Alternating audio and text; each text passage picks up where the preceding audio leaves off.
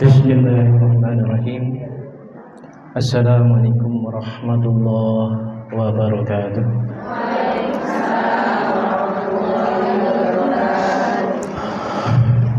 Alhamdulillahirabbil alamin wa kafa. Assalatu wassalamu ala sayyidina Muhammadin al-Mustafa wa ala alihi wa sahbihi ahli syadqi wal wafa. Subhanaka la ilma lana illa ma 'allamtana innaka antal alimul hakim wa tub 'alaina innaka antat tawwabur rahim. Rabbi shrah li sadri wa yassir li amri wa hlul 'uqdatam min lisani yafqahu qawli amma ba'du.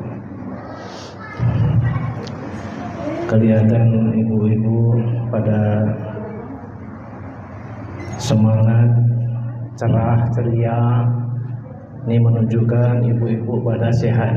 Alhamdulillah. Mudah-mudahan langkah kita semua dari rumah-rumah kita ke majelis yang penuh barokah ini senantiasa dipandang oleh Allah dengan pandangan rahmat dan ridhonya. Amin. Sehingga kita pulang bisa membawa ilmu yang manfaat. Sholawat dan salam senantiasa mudah-mudahan Allah limpahkan kepada kekasih kita Nabi Agung Nabi Muhammad SAW, kepada keluarganya, sahabatnya dan seluruh umatnya termasuk kita semuanya. Pada hari ini kita akan memulai ngaji kitab kita. Kitabnya dibuka ya. Kitab Syafinatun Najah. Pengarang kitab Syafinatun Najah ini yaitu Syekh Salim bin Sumer Al-Hadrami.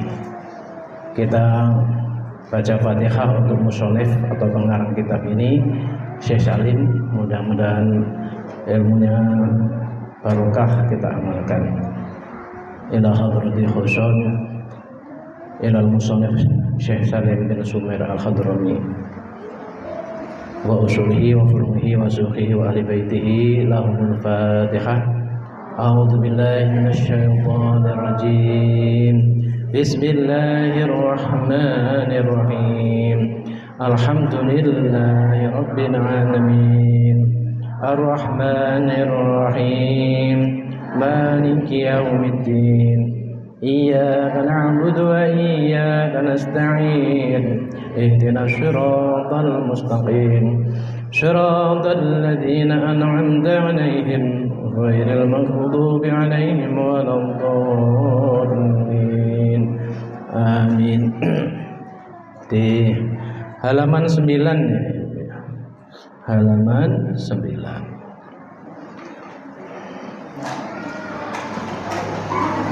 Sudah ketemu semua? Bismillahirrahmanirrahim. Alhamdulillahirabbil alamin wa bihi nasta'inu ala umuri dunya waddin wa sallallahu ala sayyidina Muhammadin khatamin nabiyyi wa ala alihi wa sahbihi ajmain wa la haula wa la quwwata illa billahil azim. Dengan nama Allah yang Maha Pengasih, Maha Penyayang. Segala puji milik Allah, Rabb semesta alam. Dengannya kami meminta pertolongan dalam urusan dunia dan agama. Semoga sholawat dan salam Allah atas Tuhan kita Muhammad, penutup para nabi, keluarganya dan sahabatnya semua. Tidak ada daya dan upaya kecuali dengan pertolongan dari Allah yang Maha Tinggi dan Maha Mulia. Bab yang pertama, faslun. Faslun itu artinya membahas tentang. Faslun itu membahas tentang arkanul islami, rukun Islam itu khamsatun, ada 5. Syahadat, bersaksi an la ilaha illallah, bahwa tidak ada Tuhan kecuali Allah, wa anna Muhammadan Rasulullah, dan bersaksi bahwa sesungguhnya Nabi Muhammad adalah utusan Allah, wa iqamus sholah, dan menegakkan sholat, wa ita'uz zakah, dan memberi zakat, wa syaumu dan puasa Ramadhana di bulan Ramadan, wa hajju menunaikan ibadah haji al baiti di Baitullah man istata'a bagi orang yang mampu ilaihi sabila jalannya. Kita bahas tentang yang pertama itu yaitu rukun Islam yang pertama apa? Syahadat. Syahadat itu maknanya bersaksi. Nah, persaksian yang diterima itu adalah persaksian orang yang mengalami. Syahadat itu adalah kunci utama dan kunci pertama seseorang menjadi muslim. Jadi syahadat itu kunci utama dan pertama seseorang menjadi muslim. Ada orang non muslim sering ucapin assalamualaikum, orang non muslim. Biasa kan? Biasa. Dan di sekolah SD Curug 1 itu ada 2 orang guru non muslim. Itu ya setiap ngajarnya ngucapin salam, assalamualaikum warahmatullahi wabarakatuh kayak gitu. Dan biasa dengan kalimat-kalimat yang biasa kita ucapkan, ini biasa ucap alhamdulillah, mengucap subhanallah, biasa itu. Mengucap insya Allah non muslim itu biasa. Tapi kalau mengucapkan syahadat, maka dia tetap masih di sana, di seberang sana, masih belum menjadi muslim. Tapi kalau sudah mengucapkan syahadat, disengaja atau enggak sengaja, disadari atau tidak disadari, orang yang mengucapkan 2 kalimat syahadat, dia berarti telah menjadi muslim. Nah, syahadat ini diucapkan dan juga diamalkan. Apa Ibu Bu? Diucapkan dan juga diamalkan. Bagaimana cara mengamalkan syahadat itu? Yang pertama itu kan asyhadu alla ilaha illallah. Cara mengamalkan syahadat yang ini, pertama kita mesti meyakini seyakin-yakinnya, mempercayai dengan sebenar-benarnya dari lubuk hati kita bahwa bumi yang kita pijak ini dan seluruh apa yang di atas bumi ini adalah ciptaan Allah. Meyakini seyakin-yakinnya, mempercayai semantap-mantapnya. Yang menciptakan tanah siapa Ibu? Allah. Yang menciptakan batu siapa? Allah. Yang menciptakan air siapa? Allah. Yang menciptakan udara siapa? Allah. Yang menciptakan tanam-tanaman, tumbuh-tumbuhan, pohon-pohon siapa? Allah. Yang menciptakan hewan-hewan, binatang-binatang siapa? Allah. Yang kita sebut tadi mudah untuk kita yakini. Yang tidak mudah itu adalah kalau sudah masuk kepada hakikat. Apa? Hakikat. Contohnya rumah kita. Rumah kita ini terdiri ada tembok. Di tembok itu ada bata, ada semen. Di rumah kita ada genteng, ada meja, ada kursi, ada lemari, ada tempat tidur, ada karpet, ada alat-alat elektronik, kipas angin, mesin cuci, ada handphone, ada laptop. Barang-barang tadi siapa yang membuat? Manusia. Dibikin di mana? Di pabrik.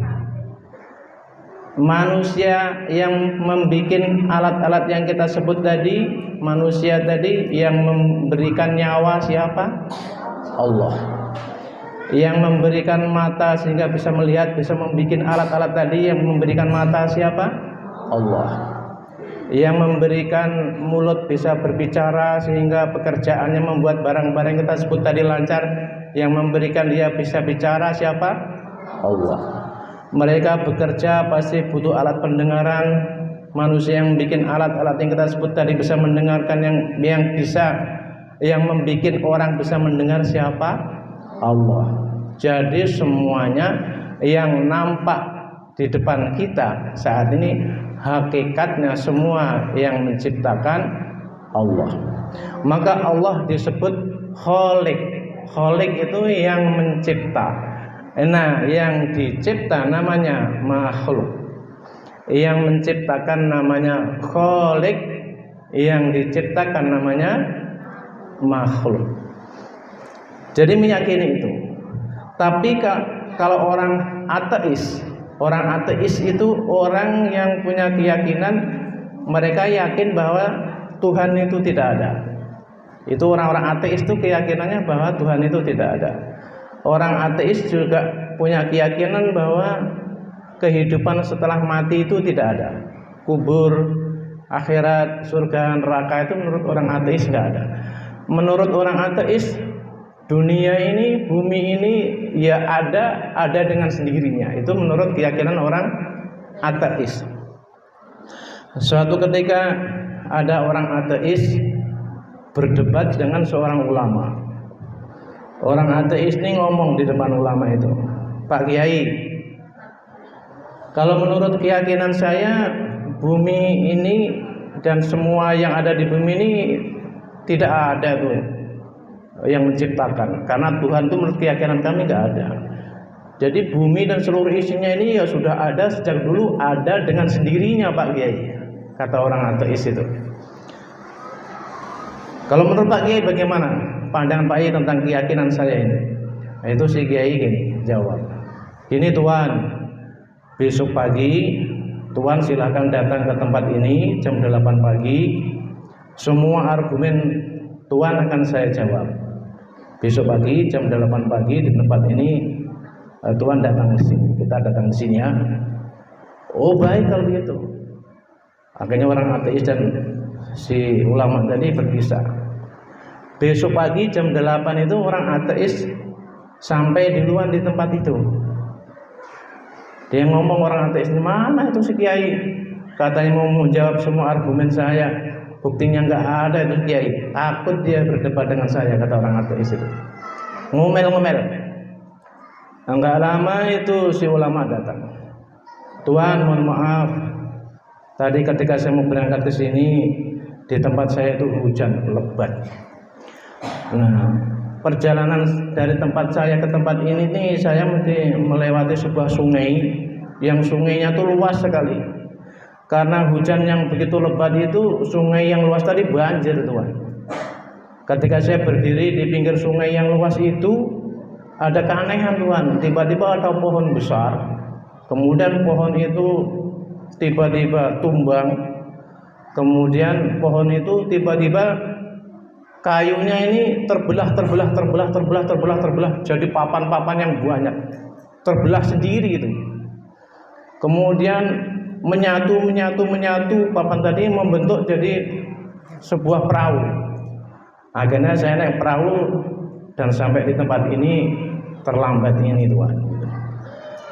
Itu si orang ateis, walah mana ada itu pohon tiba-tiba tumbang, belah jadi papan, kemudian nyatu jadi perahu. Mana ada perahu terjadi sendirinya? Bohong itu kamu itu, Tuan. Itu si ulama itu jawab, "Lah kalau Tuhan saja tidak percaya perahu terjadi dengan sendirinya, bagaimana bumi yang besar dan seluruh isinya ini ada dengan sendirinya, Tuan?" Itu ulama itu cerdas. Itu diem itu si orang ateis itu diem gitu, merenung gitu.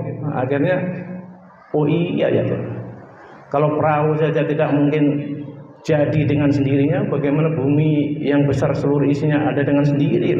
Lah iya, makanya keyakinan ateis, keyakinan Tuhan itu keyakinan yang keliru itu.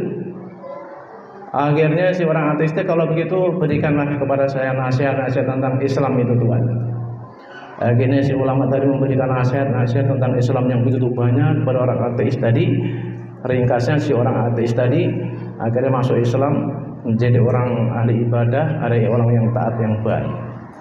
Jadi yang kedua, meyakini bahwa seluruh apa yang tercipta di atas bumi semua yang nampak dan semua yang tidak nampak ini semua ada karena ada yang mengadakan, yaitu Allah.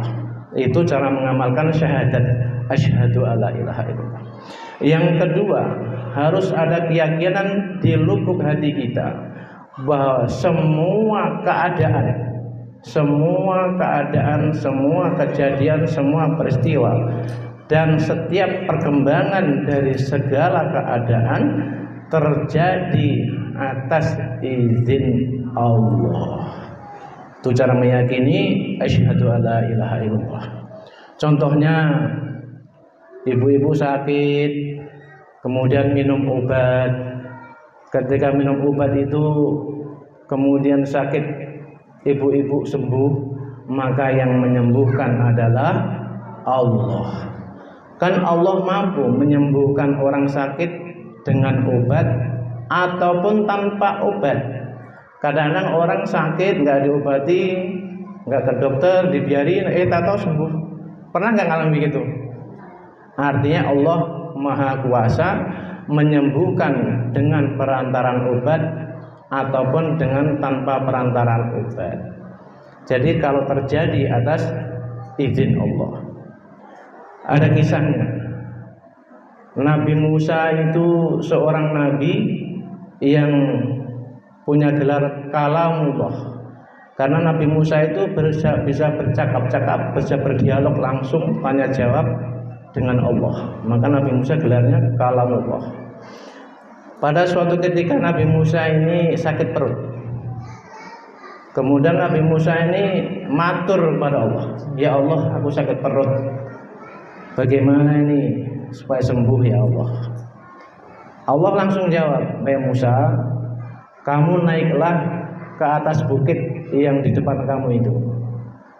Di atas bukit itu ada daun yang lebar-lebar, kamu petik beberapa lembar, kamu tumbuk, airnya kamu minum." Langsung Nabi Musa naik ke atas bukit dan menemukan ada daun yang lebar-lebar sesuai petunjuk Allah. Lalu dipetik beberapa helai daun, kemudian ditumbuk dan airnya diminum dan sakit perutnya Nabi Musa sembuh. Pada suatu ketika Nabi Musa sakit perut yang sama. Lalu Nabi Musa ini enggak matur dulu sama Allah, enggak ngomong dulu sama Allah, langsung ingat daun. Langsung naik ke atas bukit itu, dipetik beberapa lembar, ditumbuk, kemudian airnya diminum dan sakit perut Nabi Musa pada kali yang kedua ini tidak sembuh. Maka Nabi Musa ini akhirnya matur kepada Allah, "Ya Allah, kemarin saya sakit perut, kau perintahkan aku untuk naik ke atas bukit ngambil daun-daun yang lebar, kemudian saya tumbuk, saya minum airnya, kemudian sembuh. Kok sekarang ini saya sakit perut yang kedua ini, saya memetik daun-daun yang lebar ini, saya tumbuk, saya minum airnya, kok nggak sembuh ya Allah?" Allah jawab apa? Allah jawab, "Hai Musa, ketika kamu sakit perut yang pertama itu, kamu ingat aku dulu, maka aku sembuhkan sakit perutmu. Nah, kamu sakit perut yang kedua ini, kamu tidak ingat aku. Yang kamu ingat adalah daun itu. Kan yang menyembuhkan bukan daun itu, tapi yang menyembuhkan aku, wahai Musa." Kata istighfar Nabi Musa itu. Maka realisasi dari cerita ini dan realisasi dalam mengamalkan syahadat asyhadu alla ilaha illallah yang ketiga itu, ketika kita mau minum obat apapun, yang pertama kali diingat harus Allah. Minimal membaca Bismillahirrahmanirrahim. Mohon Allah memberikan kesembuhan dengan perantara obat itu. Jangan langsung diminum aja pluk-pluk. Nggak ingat Allah, nggak baca Bismillah, atau sakitnya nggak sembuh-sembuh. Akhirnya berulang-ulang ke dokter, akhirnya nggak sembuh-sembuh juga karena tidak ingat Allah ketika minum obat. Itu salah satu cara mengamalkan syahadat asyhadu alla ilaha illallah. Meyakini seyakin-yakinnya, mempercayai semantap-mantapnya di lubuk hati kita bahwa segala keadaan dan perkembangan setiap keadaan terjadi atas izin Allah. Lalu cara mengamalkan syahadat yang kedua yang wa asyhadu anna Muhammadar Rasulullah. Cara mengamalkannya kita meniru, mencontoh, mengamalkan apa-apa yang telah atau yang sudah diajarkan oleh Nabi Muhammad.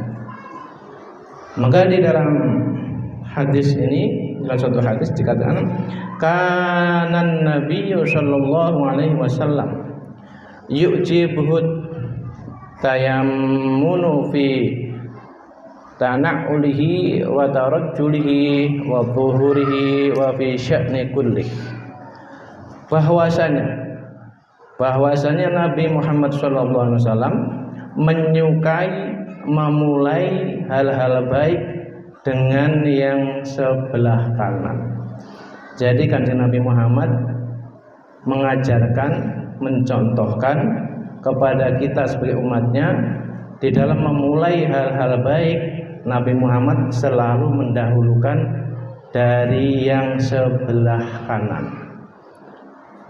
Contohnya dalam memakai sandal, Kanjeng Nabi Muhammad itu kalau memakai sandal yang dimasukkan kaki beliau yang kanan dulu ke sandal itu. Seperti itu. Ketika melepas sandal, yang dilepas adalah kaki kiri yang dulu, ya. Jadi hal-hal seperti itu Nabi Muhammad mencontohkan kepada kita. Jadi ketika pakai sandal, yang dimasukkan ke sandal kaki yang kanan. Ketika melepas sandal, kaki yang kiri. Kemudian wa tarajjulihi. Ketika menyisir rambut, Nabi selalu menyisir rambut beliau itu dimulai dari yang sebelah kanan. Jadi nyisirnya sebelah kanan sini dulu nih. Sini. Kalau dari atas ya atas belahan yang kanan dulu gini. Atas, samping. Setelah itu baru yang kiri. Nyisir rambut dari yang sebelah kanan. Bahkan Nabi itu ketika mencukur rambut kepala itu selalu dimulai dari yang sebelah kanan.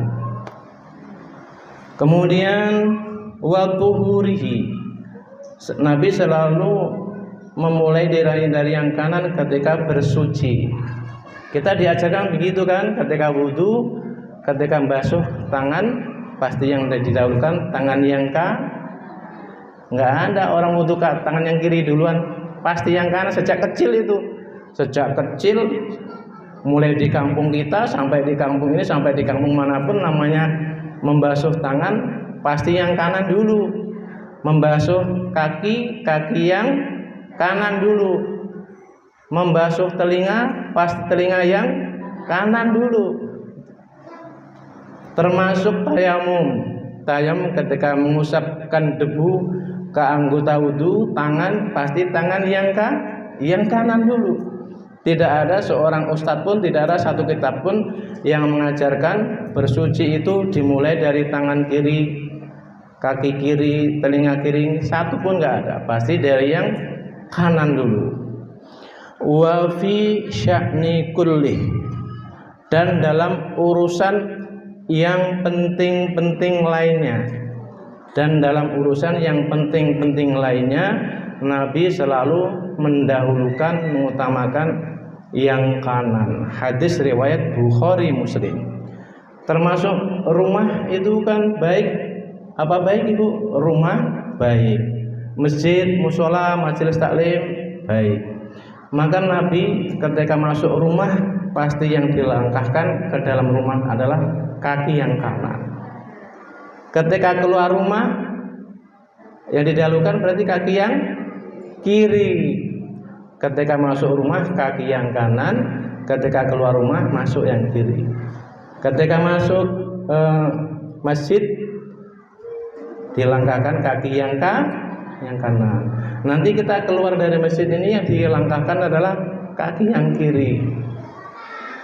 Kalau ke tempat yang baik-baik itu yang kanan. Termasuk makan diajarkan dengan tangan kanan, minum tangan kanan. Emang kalau makan minum tangan kiri emang dosa apa Pak Ustadz misalnya? Bukan perkara dosa, karena makan dan minum tangan kiri adalah kebiasaan yang dilakukan oleh setan. Maka orang yang makan dan minum dengan tangan kiri maka mudah dikuasai oleh setan. Ada cerita seorang wanita ahli ibadah, seorang wanita ahli banget ibadahnya, cakep banget. Seorang wanita yang ahli ibadah ini pada suatu ketika dia kerasukan setan, kesurupan. Nah, wanita ahli ibadahnya sudah top banget, tapi kerasukan setan. Ceritanya bagaimana itu? Wanita ahli ibadah, ada setan yang masuk ke dalam badannya. Ketika wanita ahli ibadah ini minum tangan kiri tidak sengaja, setan masuk ngerasukin badannya, kesurupan. Jadi makan minum selalu dengan tangan kanan, waspada, karena setan itu akan melupakan kita sehingga kita makan tangan kiri, minum tangan kiri. Itu salah satu agendanya setan supaya kita ngikutin dia. Nah, pada umumnya nih orang nih aneh, yang enak-enak makannya pakai tangan kiri, yang enak-enak. Yang nggak enak-enak tangan kanan. Nasi putih disendok pakai tangan kanan. Sate makannya pakai tangan kiri, iya kan? Makan gorengan, tahu, tempe, tangan kiri. Cabenya makannya dengan tangan kanan. Tahu, tempe, tangan kiri. Yang makan setan. Karena cabenya makannya pakai tangan kanan nih. Nasi putih tangan kanan untuk kita, cabenya untuk kita. Yang enak-enak sate, tahu goreng, tempe, tangan kiri, masuk perut setan itu. Minum susu tangan kiri, minum yang enak-enak tangan kiri, yang bervitamin-vitamin, yang bergizi masuk ke perut setan. Yang masuk ke perut kita air putih, cabai, nasi putih, ya kan? Maka setannya jadi kuat, jadi gemuk-gemuk dia, karena kita kasih makanan, kita empanin yang bergizi, bernutrisi, makanan yang berkualitas dikasihkan setan, sementara kita makannya nggak enak-enak, maka setannya gemuk-gemuk, maka nggodain kitanya juga kuat, sehingga waktu bangun subuh kita berat sekali kan, karena setannya lebih kuat daripada kita. Nah, hati-hati itu. Jadi semua makan, minum apapun tangan kanan itu. Nah, kalau ke tempat-tempat yang tidak baik, baru Nabi itu mencontohkan kaki kiri. Contohnya masuk pasar. Masuk pasar, Nabi melangkahkan ke pasar itu kaki kiri. Pintunya pasar yang mana Pak Ustadz? Kalau ke Parung susah kita, pintu pasarnya mana itu? Kalau pasarnya susah. Kalau supermarket, minimarket, ke mall kan ketahuan pintunya. Masuk mall kaki kiri, masuk supermarket, minimarket kaki kiri. Jangan kebalik-balik, masuk masjid kaki kiri, masuk mall kaki kanan. Ya. Masuk WC, masuk kamar mandi kaki kiri. Keluar dari kamar mandi kaki kanan. Jadi hal yang kecil-kecil seperti itulah cara kita mengamalkan syahadat asyhadu anna Muhammadar Rasulullah. Jadi syahadat itu tidak cukup diucap saja, tapi diucap dan juga diamalkan. Kemudian selanjutnya cara mengamalkan syahadat Muhammadur Rasulullah itu ya apa-apa yang dicontohkan Nabi Muhammad ditiru, ya diantaranya yang kecil-kecil, misalnya mau makan harus baca doa. Doanya apa? Doa mau makan? Allahumma barik lana fima rozaqtana wa qina adzabannar. Allahumma barik lana. Nah, ini kan jamak. Nah, itu artinya bukan kita sendiri, sehingga seharusnya bukan Allahumma barik lana, tapi Allahumma barik li seharusnya itu. Tapi ini kalimatnya jamak, barik lana fima rozaqtana wa qina, jamak semua. Maksudnya apa? Kita baca doa sendirian kok ini kalimatnya jamak. Karena nasi yang kita makan, yang ada di piring di depan kita itu atas kerjanya banyak orang, ibu-ibu. Petani yang nanam di sawahnya. Petani kan banyak yang pada nanam itu. Yang nanam, kalau yang pernah bertani tahu pengalaman tani, yang nanam, yang ngairi, yang nyabutin rumput di padi-padi itu, yang memupuknya, kemudian ketika padi udah tua yang merontokinya, yang jemur, yang giling, yang ngantar beras dari penggilingan ke pasar, yang jualan beras di pasar, kemudian yang mencuci beras itu, yang memasak, mulai dari yang nanam sampai di depan kita itu atas kerjanya banyak orang. Maka doanya jamak, barik lana fima rozaqtana wa qina adzabannar, supaya Allah berikan keberkahan rezeki itu. Dan yang bekerja atas hadirnya nasi di piring di depan kita itu didoakan supaya diselamatkan dari siksa neraka. Itu uniknya agama Islam itu di situ. Kalau lupa nggak baca doa, maka Nabi mengajarkan membaca apa? Bismillahi awalahu wa akhirahu. Ada kisahnya, Kanjeng Nabi Muhammad makan berdua dengan seorang sahabat. Kemudian tiba-tiba datang anak muda yang lain ikut nimbrung bersama Nabi makan. Tapi anak muda itu enggak baca doa, atau langsung makan saja. Dan Nabi melihat ada setan di sampingnya anak muda itu, makanan yang dimakan anak muda yang tanpa baca doa tadi, makanan-makanan yang disuap ke mulutnya anak muda tadi, semuanya masuk ke perutnya setan. Nabi melihat itu. Maka Nabi langsung menegur anak muda, "Wahai anak muda, cepat ucapkan bismillahi awalahu wa akhirahu." Pemuda tadi ngikutin, langsung baca bismillahi awalahu wa akhirahu. Kemudian Nabi melihat setan memuntahkan kembali makanan yang sudah terlanjur masuk ke perut dia. Jadi benar-benar kalau orang makan nggak baca doa, itu hakikat makanan yang kita suap itu semuanya masuk ke perut setan, ibu-ibu. Makanya kalau orang nggak tahu aturan, nggak baca doa, nggak makan minum tangan kiri, maka setannya pasti lebih kuat orang itu, sehingga diajak sholat, diajak ibadah susah sekali, karena dibelenggu, dipegangi sama setan yang begitu kuat. Setiap hari setannya dikasih makan, dikasih minum yang enak-enak. Nah, ini hal-hal seperti itu adalah cara mengamalkan syahadat wa asyhadu anna Muhammadar Rasulullah. Setelah makan baca doa alhamdulillahilladzi apa? At'amana bu ahyana. Nanti ahyana pada ma'amatana.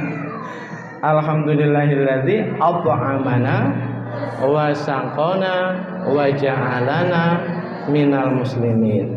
Ini pelajaran dari Kanjeng Nabi Muhammad kepada seluruh umatnya, bukan pelajaran untuk anak-anak TPA saja, bukan anak-anak kecil saja, tapi seluruh umat. Nah, susah Pak Ustadz itu, orang nenek-nenek susah, panjang bener ya doanya ya. Kalau bismillah doang boleh ora sih? Ya minimal menyebut asma Allah, bismillahirrahmanirrahim. Tapi berusaha mengamalkan doa mau makan itu, ontong sejak kita gadis sampai tua sampai meninggal bismillah mulu, ora apal-apal doa Allah ngabari lana mimma razaqtana ya. Apal maya. Nah. Jadi hal-hal yang kecil itulah cara mengamalkan syahadat wa asyhadu anna Muhammadar Rasulullah. Mau tidur, nah, diajarkan oleh Nabi bagaimana mau tidur, berwudu dulu sehingga kita tidur dalam keadaan suci. Sebelum tidur dianjurkan membaca Fatihah dan 3 kul, itu diajarkan kanjeng Nabi Muhammad. Baca Fatihah sekali, Qul huwallahu ahad, Qul a'udzu birabbil falaq, Qul a'udzu birabbin nas. Manfaatnya nanti akan terjaga dari sihir, teluh, tenung, santet, guna-guna, mantra-mantra, apakah yang ngirim bangsa manusia atau bangsa jin atau bangsa setan. Baca ayat kursi 3, baca ayat kursi 4 kali. Nabi mengatakan orang mau tidur baca ayat kursi 1 kali, maka malaikat datang menjaga di sebelah kepalanya. Ketika baca ayat kursi yang kedua, malaikat akan dihadirkan oleh Allah menjaga di bawah kakinya. Membaca ayat kursi yang ketiga kali, malaikat datang menjaga di sebelah kanannya. Membaca ayat kursi yang keempat kali, Allah datangkan malaikat menjaga di sebelah kirinya. Di atas kepala, di bawah kaki, di kanannya, di kirinya dijaga malaikat. Maka tidak ada mimpi-mimpi yang serem-serem, mimpi kuntilanak, mimpi pocong, mimpi tuyul. Karena sebelum tidur sudah baca doa-doa. Kalau tidur plek tidur mimpi disamperin kuntilanak ya, itu karena lupa. Emang setan akan berusaha agar orang sebelum tidur lupa, tidak membaca doa apa-apa. Sehingga nanti waktu azan subuh dia masih ngorok gitu. Karena orang yang mau tidur nggak baca doa apapun, maka kepalanya potensi dikencingi oleh setan. Kata Nabi di dalam kitab Riyadhus Shalihin ini. Sehingga ketika kepalanya dikencingin setan, ketika ada azan subuh nggak denger itu, lelap gitu. Tahu-tahu jam 7 matahari udah tinggi baru bangun. Wah. Kalau amalan-amalan itu terjaga, maka akan selamat dari kejahatan dan gangguan setan. Sehingga malam untuk bangun tahajud ringan. Sebelum subuh sudah bangun ringan. Bisa sholat subuh awal waktu, ibu-ibu ringan. Bapak-bapaknya sholat berjamaah subuh di masjid, di musola ringan. Karena tidurnya aman dari kejahatan dan gangguan setan.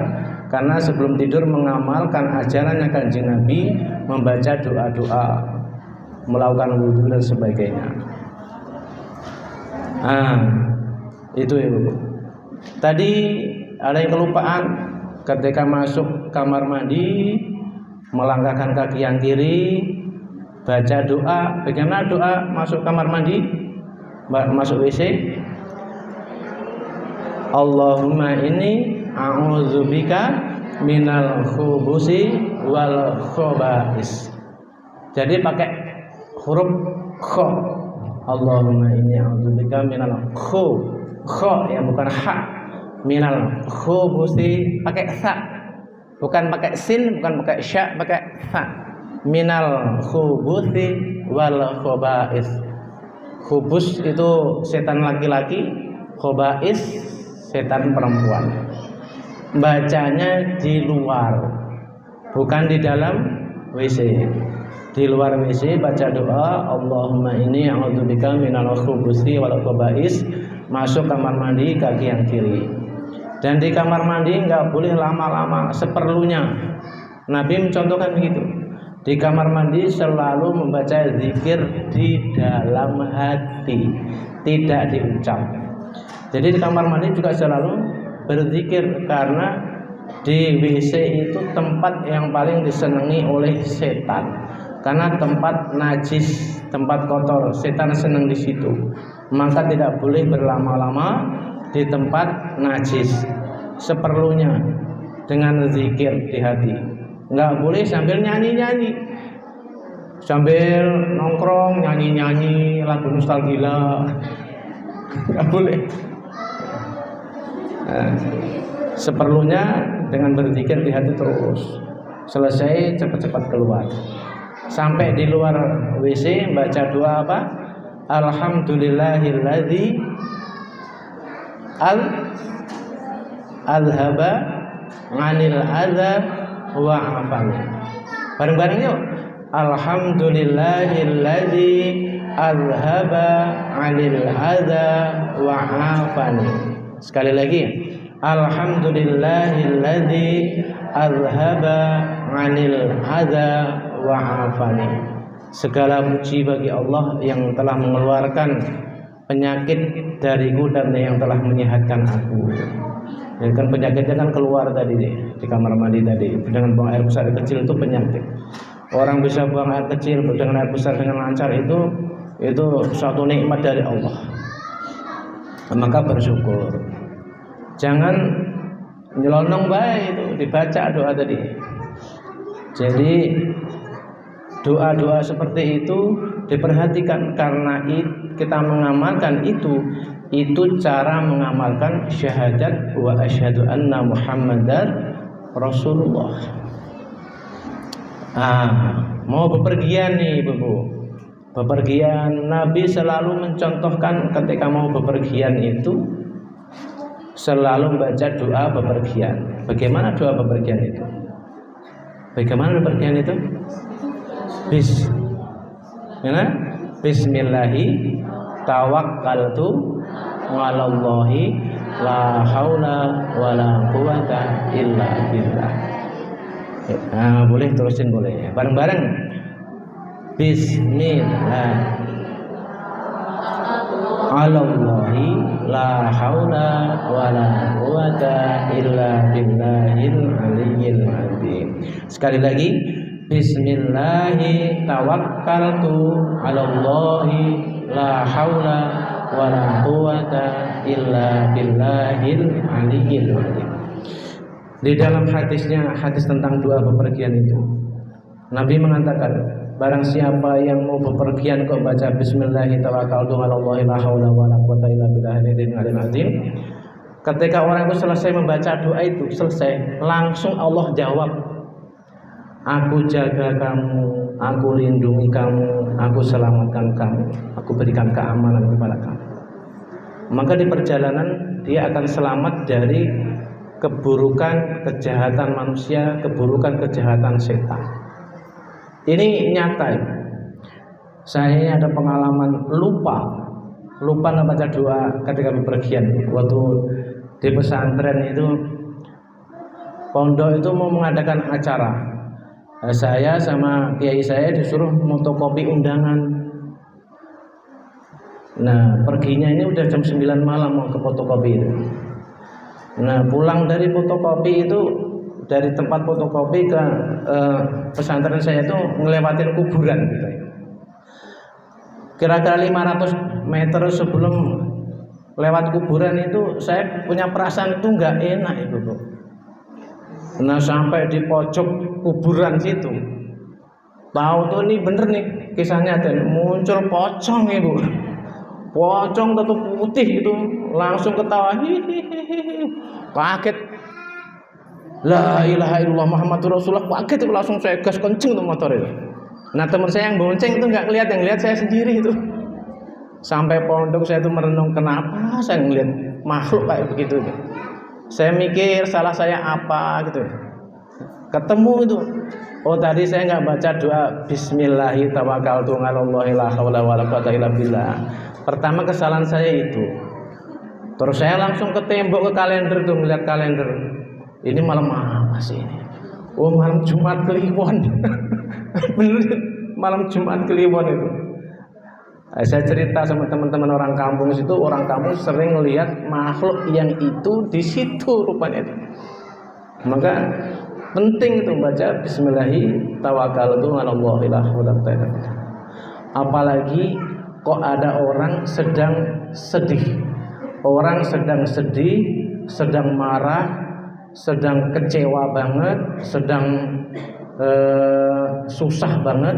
Dia keluar rumah nggak baca doa Bismillahirrahmanirrahim, potensi dia kena gangguannya kejahatan manusia, kejahatan setan, besar potensi. Maka penting baca itu. Nah, kalau naik kendaraan, Nabi mengajarkan doa naik kendaraan itu. Ini penting, sangat penting. Doa naik kendaraan seperti apa? Kendaraan itu ya apakah motor, apakah mobil, apakah kuda, apakah unta, kendaraan darat.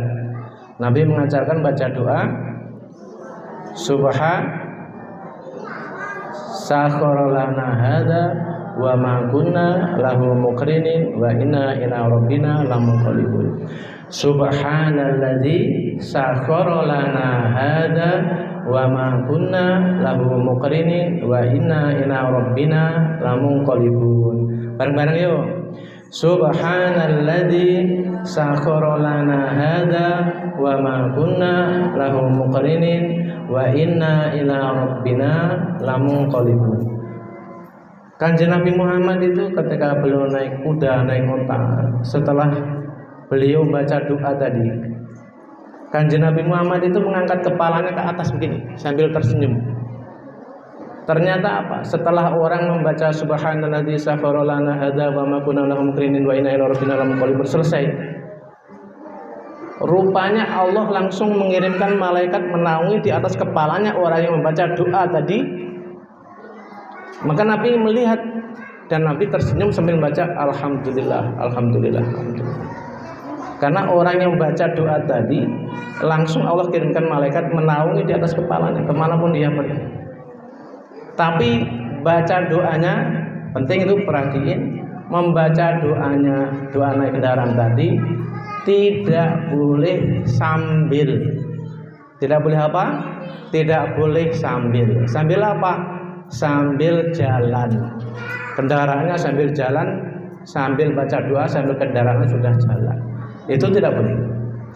Saya meneliti, ada beberapa teman naik motor kemudian terjadi kecelakaan. Teman beberapa teman di pesantren dulu, namanya Nasibun, naik motor kecelakaan. Saya tanya, Bang, tadi enggak baca doa subhanalladzi sakhkhara lana? Sudah, katanya. Pasti bacanya sambil motor ini sambil jalan itu. Lah iya itu. Jadi enggak boleh sambil. Belum lama ada teman kiai orang Tangsel, kecelakaan di Curug Seberang, ada tanggul, motornya Nmax baru naik, pas lewat tanggul kecelakaan tunggal sampai masuk rumah sakit. Itu kiai. Saya nengokin ke rumahnya, Kiai emang nggak baca subhanalladzi sakhkhara lana itu? Sudah deh. Saya pasti menemukan titik salahnya itu. Pasti baca subhanalladzi sakhkhara lana, motornya sambil jalan tuh Kiai. Lah iya itu katanya. Nggak boleh sambil. Jadi yang benar itu baca setelah selesai baru jalan. Kita baca doa buka puasa itu Allahumma laka sumtu wa bika amantu wa ala rizqika aftartu bi rahmatika ya arhamar rahimin. Selesai baca doa baru minum kan? Enggak ada kan orang baca Allahumma laka sumtu sambil minum, enggak ada kan? Enggak ada itu. Baca Allahumma laka sumtu wa bika amantu sambil minum sambil makan, enggak ada. Baca doa Allahumma laka sumtu wa bika amantu wa ala rizqika aftartu bi rahmatika udah selesai baru minum baru makan. Jadi baca doa tadi akan Allah berikan hasil yang sempurna, tidak boleh sambil. Kalau lupa Pak Ustaz, karena penyakit kan lupa, karena al-insan makhluk khata' al-insan, manusia itu tempatnya salah dan lupa. Kan sering udah jalan atau lupa. Ya Allah, belum baca subhanalladzi ini gimana ini? Ya cepet-cepet istighfar, astagfirullahaladzim. Karena istighfar itu realisasi orang yang menyesali kesalahan. Orang gini, sesal itu menjadi penghapus kesalahan atau dosa yang telah dilakukan seseorang. Sesal itu. Maka realisasi sesal itu ya istighfar. Astagfirullah, belum baca doa tadi. Nah, kan beda dengan baca subhanalladzi sakhkhara lana sambil jalan, itu kan beda. Nah, ini belum baca doa kemudian lupa, karena lupa kita secepatnya baca istighfar astagfirullahaladzim, langsung baca doa subhanalladzi sakhkhara lana hadza wa ma kunna lahu muqrinin wa inna rabbina lamunqalibun.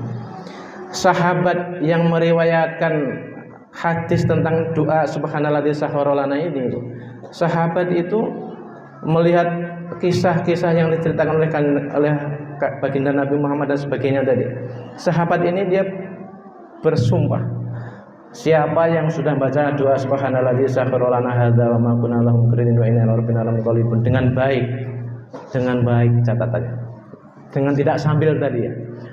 Udah baca doa ini kok masih kecelakaan, kata sahabat itu, silahkan nuntut saya di akhirat. Saking yakinnya bahwa kalau orang sudah baca doa ini tidak bakal mengalami insiden kecelakaan apapun di jalan. Yang syaratnya bacanya dengan baik, tidak sambil. Itu.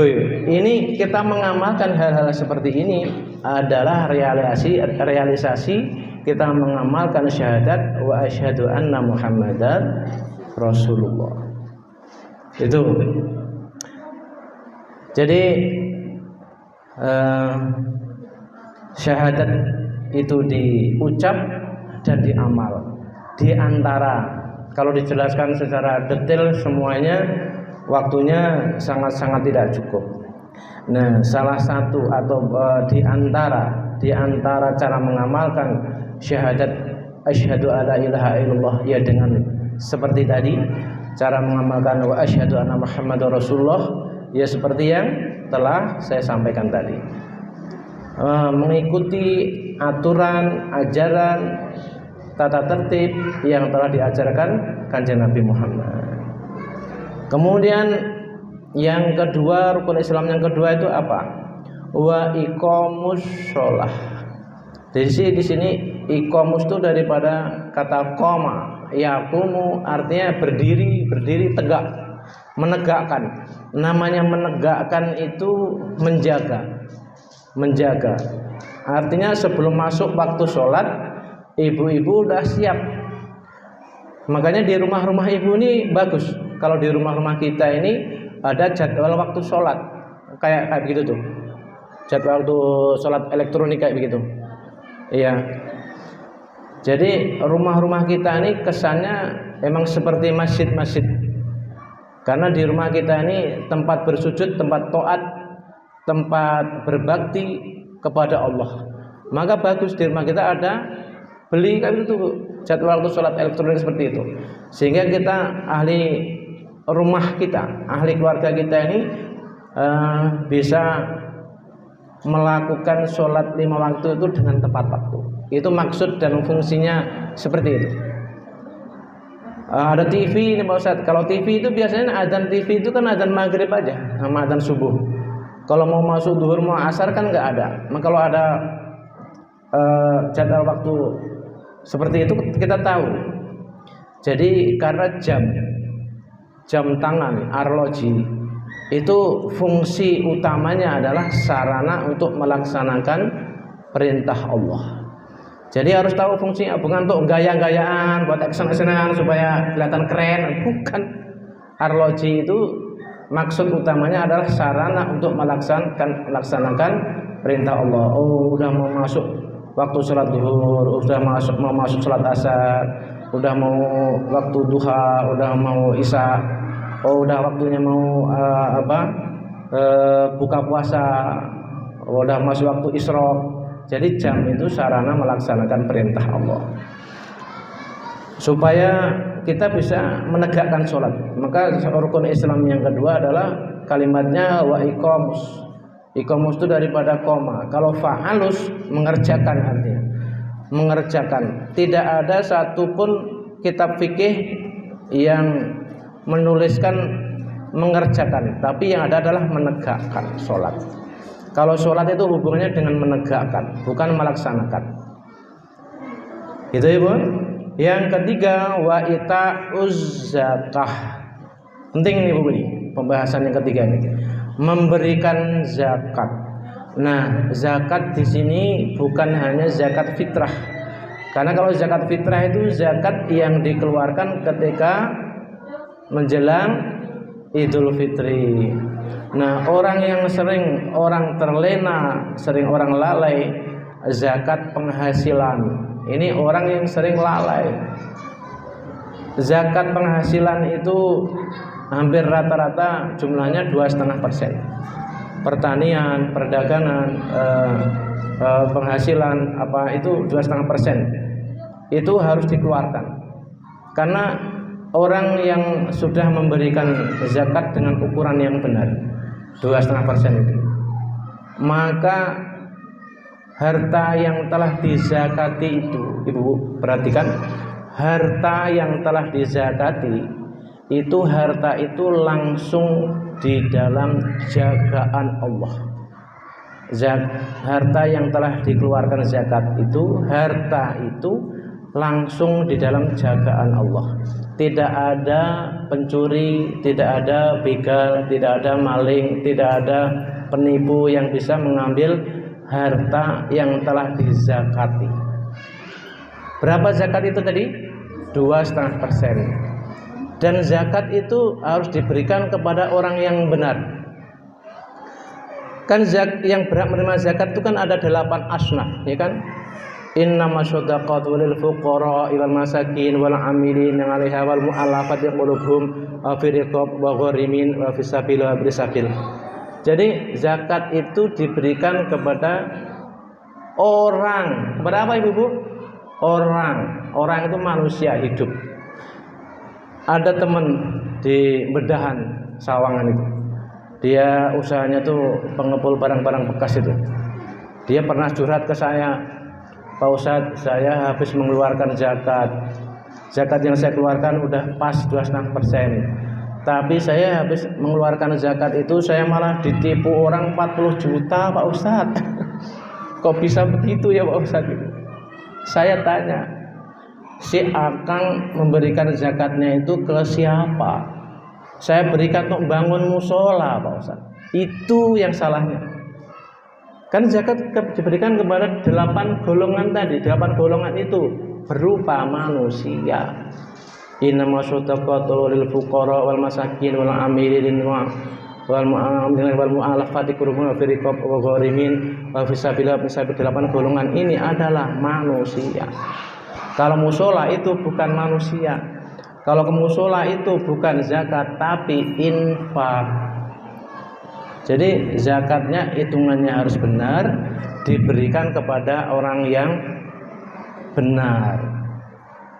Maka kalau dikeluarkannya benar, diberikan kepada orang yang benar, hitungannya juga akurat ya benar, maka harta itu langsung di dalam jagaan Allah. Orang itu nggak bisa dimalingi, ditipu, tuyul aja nggak bisa itu, nggak bisa nyolong itu. Kalau orang sudah mengeluarkan zakatnya dengan ukuran yang benar dan diberikan kepada orang yang benar. Maka kalau saya punya kawan itu seorang ulama di Banjarmasin, Kalimantan Selatan. Beliau itu dulu pesantren pertama di Mekah. Pertama belajar di Gontor, SMP SMA di Gontor. Lulus dari Gontor, terus kemudian memang orang tuanya punya pabrik minyak kelapa sawit di Banjarmasin, itu orang kaya raya. Akhirnya pesantren di Mekah. Selesai Mekah, pesantren ke Madinah. Kemudian pesantren ke Sudan. Kemudian pesantren ke Yaman. Pokoknya di daerah Arab itu pesantren di Ubuk-Ubuk beliau itu. Beliau hafal hadis. Beliau hafal hadis 17.000 hadis. Hafal hadis 17.000 hadis. Beliau menyampaikan tentang perihal zakat ini. Kalau orang sudah mengeluarkan zakat dengan hitungan yang benar dan diberikan kepada orang yang benar, kok orang itu masih ditipu orang, masih kemalingan, maka boleh ambil pedang, penggalah leher saya. Saking yakin itu ulama ahli hadis itu. Maka kalau orang masih kemalingan, pencurian, masih ditipu orang, itu potensi terbesarnya zakatnya belum dikeluarkan dengan benar. Itu Ibu.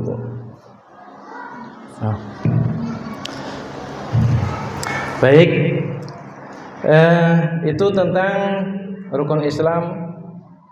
Kemudian sedikit yang keempat, wasaumu Ramadan, puasa di bulan Ramadan.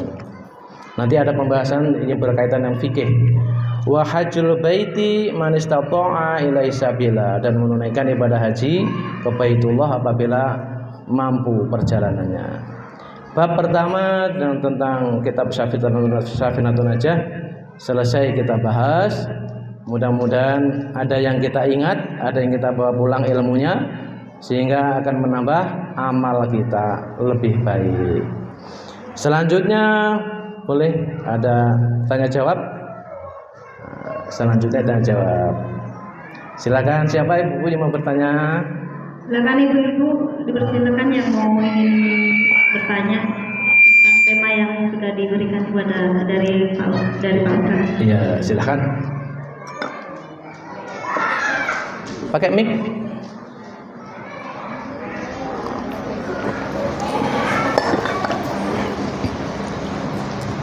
Baik, sebutkan nama. Assalamualaikum warahmatullahi wabarakatuh. Waalaikumsalam warahmatullahi wabarakatuh.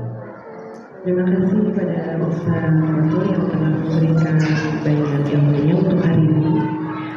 Saya bisa dipanggil Umi Hana dari lingkungan Lagari Makassar. Baik. Yang ingin saya tanyakan ini berkaitan dengan zakat penghasilan yang baru saja dibahas ya Ustaz. Di sini kan mungkin masih banyak yang awam karena kita lebih banyak fokus kepada zakat Fitrah. ketika lebaran ya, Fitrah. seperti itu Ustaz. Tapi untuk zakat penghasilan mungkin masih banyak yang mengira-ngira gitu kan, bahkan mungkin baru tahu jumlahnya 2,5%. Dan saya tanyakan adalah gimana penghasilan dari masyarakat Indonesia sendiri itu mungkin masih banyak yang di bawah UMR ya. Sementara untuk peraturan dari pemerintah, misalnya dari Kemenak itu kan tahun 2017 bahwa penghasilan zakat itu kan dikenakan ketika penghasilannya sudah kalau salah sekitar 5,3 juta gitu ya Pak Ustaz. Bagaimana dengan orang yang berpenghasilan mungkin sekitar 5 atau sudah genap 5,3 juta tadi, tapi untuk kebutuhan sendiri di rumah itu masih kurang gitu Pak Ustaz. Apakah tetap menjadi kewajiban untuk membayarkan zakat tersebut, sementara menafkahi keluarga juga tentunya adalah wajib. Seperti itu Pak Ustaz. Baik. Pencerahannya, terima kasih. Wassalamualaikum warahmatullahi wabarakatuh. Waalaikumsalam warahmatullahi wabarakatuh. Ini pertanyaan yang sangat mewakili sekali, dan pertanyaan ini pertanyaan yang sangat penting tentang zakat. Bagaimana, apakah harus mengeluarkan zakat sementara kebutuhan sendiri belum terpenuhi? Intinya di situ ya. Di zaman dulu tuh ada seorang sahabat itu, Nabi menerangkan tentang zakat kepada sahabat itu. Ada seorang sahabat itu miskin. Dia ngomong kepada kanjeng Nabi, "Ya Rasulullah, saya itu belum mampu mengeluarkan zakat ya Rasulullah. Karena bagaimana saya mau mengeluarkan zakat, orang keperluan rumah tangga saya aja itu masih kekurangan ya Rasulullah." Akhirnya orang itu kan hanya ada dua, yang mengeluarkan dan yang menerima. Oh kalau begitu, kalau kamu belum mampu mengeluarkan zakat, maka ya orang yang belum mampu mengeluarkan zakat berarti dia yang menerima. Dan di kampung saya ini kebetulan orang yang paling miskin itu saya ya Rasulullah.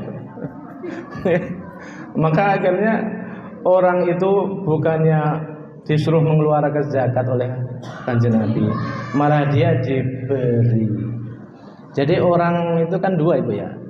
Yang pertama orang yang mengeluarkan zakat, yang kedua yang menerima zakat.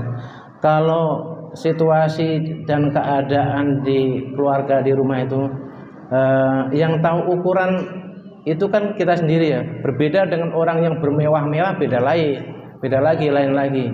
Ini untuk kebutuhan pokok saja, kebutuhan primernya ini masih kurang. Maka dia ya tidak berhak mengeluarkan zakat, tapi berhak menerima. Itu kan namanya apa realisasi fakir, apa realisasi miskin. Orang yang tidak mempunyai pekerjaan yang tetap, yang bisa mencukupi kebutuhan keluarganya atau rumah tangganya. Itu dimaksud apa? Fakir apa miskin? Orang yang tidak punya pekerjaan yang tetap, itu namanya miskin. Orang fakir itu orang yang punya pekerjaan yang tetap, tapi penghasilannya belum mencukupi kebutuhan keluarganya, maka namanya fakir. Maka orang yang keadaan seperti itu maka tidak berhak mengeluarkan zakat, tapi berhak menerima gitu. Apalagi kalau kita ini sebenarnya ya pada hakikatnya kita belum ada kemampuan yang maksimal untuk memberi, tapi kita bisa menyisihkan untuk berbagi, itu lebih bagus lagi. Jadi ada dua ya pokoknya Ibu, urusan dengan zakat itu yang mengeluarkan zakat dan si penerima zakat. Kalau orang yang belum ada kemampuan yang cukup untuk mengeluarkan zakat, maka dia penerima zakat. Karena tadi itu miskin itu adalah orang yang tidak mempunyai pekerjaan yang tetap, sehingga pendapatannya tidak bisa mencukupi kebutuhan rumah tangganya. Nah, fakir itu orang yang punya pekerjaan, tapi penghasilannya tidak mencukupi untuk keperluan keluarganya. Tapi yang hal-hal yang pokok ya, bukannya untuk jalan-jalan, untuk beli alat-alat elektronik, untuk bermewah-mewah, tapi itu hal-hal yang pokok untuk urusan makan, urusan makan itu. Begitu Ibu, ya, bisa dipahami? Bisa ya. Tapi jadi kalau belum penghasilannya ini, kalau dikeluarkan zakatnya ini kebutuhan keluarganya ini nggak cukup, maka dia tidak berhak mengeluarkan, karena termasuk golongannya fakir itu. Ya, bisa dipahami ya? Boleh. Selainnya? Boleh. Ada mic-nya? Salam, sebutkan nama. Saklarnya? Assalamualaikum warahmatullahi wabarakatuh. Waalaikumsalam warahmatullahi wabarakatuh. Nama saya Siti Zubaida. Saya mau mungkin menyambung pertanyaan dari Umi terkait dengan zakat yang dikeluarkan. Untuk zakat itu sendiri, kalau misalnya taruhlah tadi penghasilan sekian gitu ya, 2,5%-nya, itu dikeluarkannya apakah memang kita harus melalui badan zakat, atau memang kita bisa mungkin kita ke anak yatim yang menghafal Quran saja gitu ya, tapi niat kita adalah mengeluarkan zakat, atau memang harus di badan resmi yang penyalur zakat, gitu aja. Cukup? Baik. Untuk mengeluarkan zakat, apakah lewat badan amil zakat, apa boleh dikeluarkan, diberikan sendiri? Dua-duanya boleh. Tapi kalau saya sendiri, saya lebih memilih saya berikan sendiri langsung. Datang ke rumahnya anak yatim misalnya ya. Kita tahu keadaan keluarganya sambil dinasihatin anak-anak yatim itu supaya tetap rajin ibadah, rajin belajar, tetap berbakti kepada ibunya, dikasih masukan yang baik-baik, baru diusap rambutnya, diberikan zakat kita. Itu lebih bagus. Kalau saya itu lebih setuju pemberian zakat itu diberikan ke tempatnya yang berhak menerima zakat itu. Kalau saya lebih setuju itu. Walaupun ya tidak salah-salah amat kalau yatim diundang, dikumpulkan, dinaikkan di panggung misalnya. Pertama itu anak yatim itu nanti ketika ada acara-acara seperti itu, dia pertama kali anak yatim akan berharap, kok saya belum diundang, akan berharap. Yang kedua ini seolah-olah ini secara tidak langsung memajang, ini loh si yatim, ini loh si piatu ini. Jadi anak ini kalau mempunyai kepekaan batinnya, dia akan malu.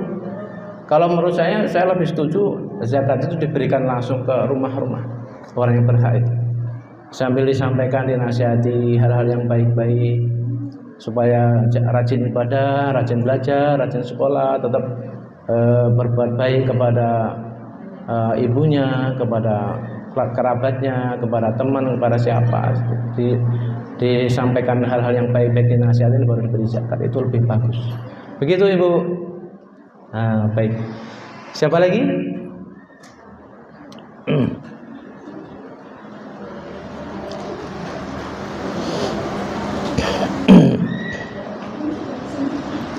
Mungkin satu lagi Pak pertanyaannya Pak. Ini pertanyaan terakhir. Baik.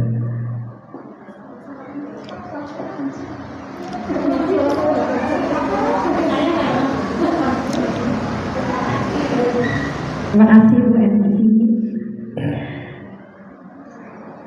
Assalamualaikum warahmatullahi wabarakatuh. Waalaikumsalam warahmatullahi wabarakatuh. Yang pertama saya mengucapkan terima kasih banyak atas ilmunya yang hari ini insya Allah sangat bermanfaat sekali gitu ya.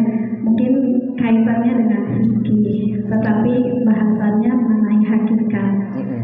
Saya tertarik dengan ucapan pembukanya kalimat Ustaz Fatur bahwa syahadat itu adalah persaksian.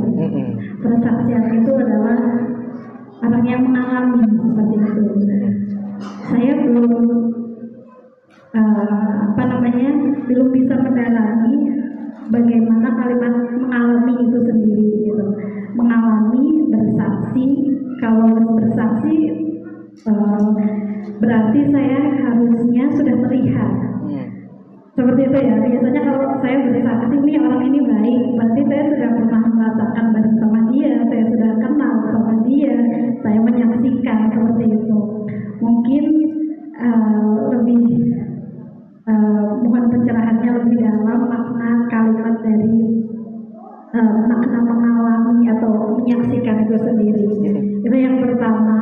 Dan yang kedua, mohon izin untuk memberikan kami nasihat terkait dengan bagaimana caranya kita bisa teguh dalam kalimat syahadat itu sendiri. Terkadang syahadat itu hanya dibacakan oleh lisan gitu, tetapi belum sampai yakin di hati gitu. Terkait dengan kadang kita mengalami ujian dan lain sebagainya.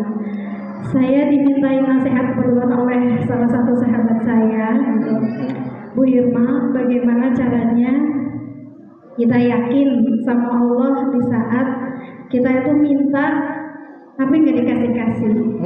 Bagaimana caranya Allah bisa menyembuhkan anak saya yang saat ini sedang kanker, sudah mencoba dan sudah lama, kemudian anak kecil gitu. Kalau seorang ibu kayaknya sudah speechless gitu Ustaz. Iya.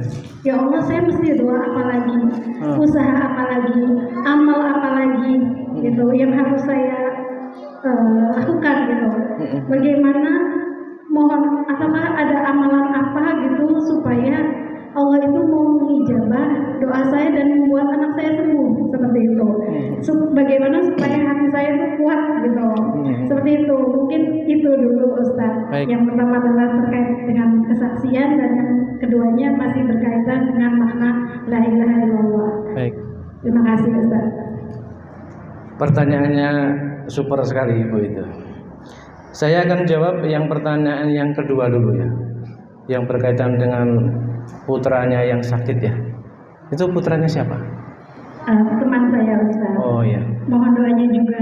Baik. Mudah-mudahan sembuh. Amin. Mudah-mudahan kedua orang tuanya dan anandanya diberikan kesabaran dan segera diberikan keajaiban, diberikan kesembuhan oleh Allah. Amin. Saya jawab pertanyaan yang kedua dulu.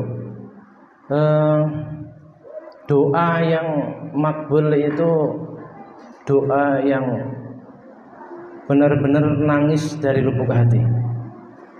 Yang kedua, doa yang nanti akan muncul keajaiban itu doa yang ada berkaitan dengan sholawat. Saya punya pengalaman.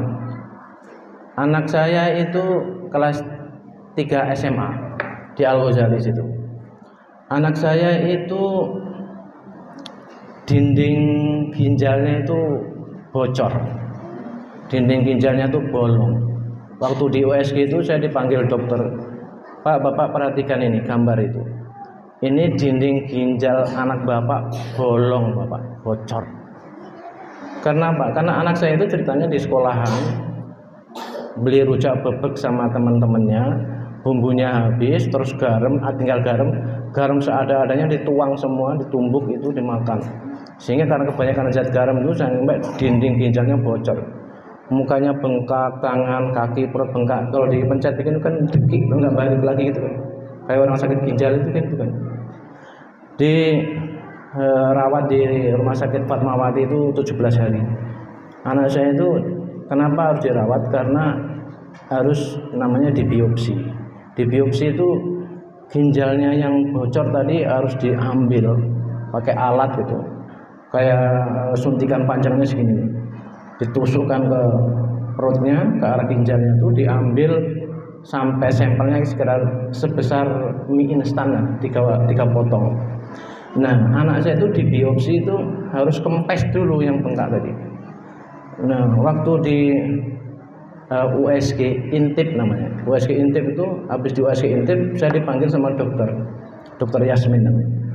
Bapak, saya harus katakan ini kepada bapak bahwa struktur ginjalnya anak bapak itu sudah rusak, sudah hancur.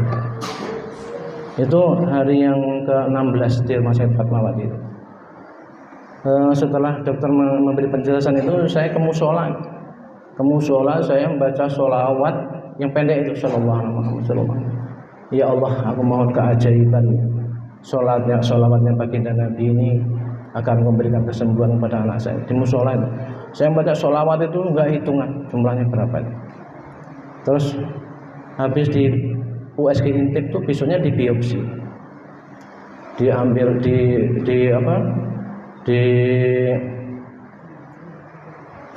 dibikin nggak sadar itu apa namanya, dibius total itu. Habis dibiopsi itu saya dipanggil lagi sama dokter Yasmin. Bapak ingatkan apa yang saya katakan ke bapak kemarin, bahwa struktur ginjal anak bapak ini udah hancur, udah rusak. Tapi hari ini terjadi keanehan ini, saya juga bingung pak. Ini ginjal anak bapak membaik 85% kata dokter itu.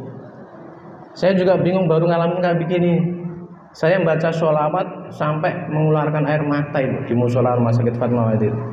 Dengan keajaiban pertama sholawat, yang kedua sampai kita ini, hati kita ini benar-benar kayak orang tenggelam. Bagaimana sih minta tolong ke Allahnya itu gitu. Itu dalam waktu 2 hari itu berturut-turut itu. Yang pertama struktur ginjalnya anak saya itu udah hancur, udah rusak itu. Besoknya itu membaik 80%, dokter pun bingung gitu. Ini jawaban yang kedua itu Bu ya. Jadi doa yang akan mengundang keajaiban Allah itu doa yang benar-benar dipanjatkan dari lubuk hati yang paling dalam, benar-benar minta tolong sama Allah. Yang kedua dikaitkan dengan sholawat. Itu. Kemudian pertanyaan yang pertama tadi tentang kesaksian itu. Kalau terjadi kecelakaan itu nanti akan ada orang-orang yang dimintai kesaksian oleh polisi. Nah, para saksi yang diterima oleh polisi itu adalah saksi yang mengalami, melihat, mendengar langsung. Itu kesaksian yang diterima oleh polisi. Kalau ada orang, Pak saya mau bersaksi Pak polisi. Oh gimana? Saya dengar kata teman saya misalnya. Kalau kata orang itu persaksiannya nggak akan diterima oleh polisi. Pak polisi saya mau bersaksi. Oh gimana? Saya membaca koran, membaca media sosial. Kalau membaca itu nggak diterima. Yang diterima kesaksian itu yang di tempat itu, yang melihat, yang mendengarkan langsung. Nah, kesaksian itu berhubungan dengan keyakinan Ibu. Apa? Keyakinan.